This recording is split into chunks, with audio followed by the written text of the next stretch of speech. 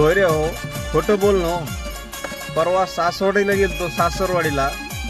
तिथं मुक्काम करा म्हणले सासू सासरे मेहुणे. कडकनाथ कोंबडा कापू म्हणू लागले तेव्हा तरी मुक्काम केलं नाही हो.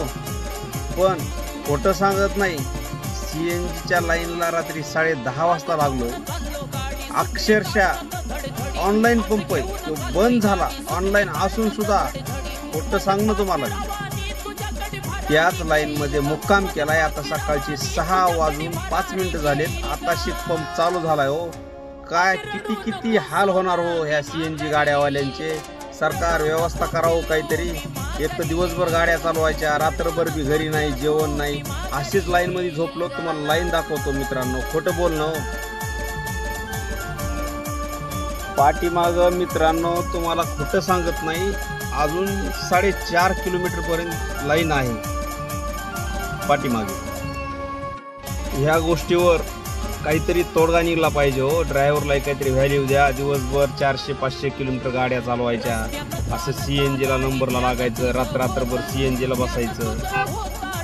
कुठंतरी थांबलं पाहिजे. या गोष्टीचा काहीतरी विचार केला पाहिजे. एकतर गाड्या काढायच्या अगोदर तुम्ही कमीत कमी 50 किलोमीटरला तरी एक कमीत कमी सीएनजी पंप ऑनलाईन 24 तास चालू असणारा काढायलाच पाहिजे होता हो. असे हाल देखत नाहीत हो. खूप हाल होतात सीएनजी गाड्यावाल्यांचे. मुख्यमंत्री उपमुख्यमंत्री साहेब पहा, ह्याच्यात काहीतरी. शिंदे साहेब तुम्ही तर रिक्षा चालवलेला आहे, ड्रायव्हरची जाणीव ठेवा थोडी, ड्रायव्हरची काळजी घ्या साहेब, आणि ह्याच्यावर काहीतरी पर्याय व्यवस्था काढा. खूप रांग आहेत. तुम्हाला मी लाईन दाखवतो. तुम्ही लाडक्या बहिणीला महिन्याला 1500 दिलेत, ड्रायव्हरला काही देऊ नका, हरकत नाही, पण त्याला सीएनजी उपलब्ध करा.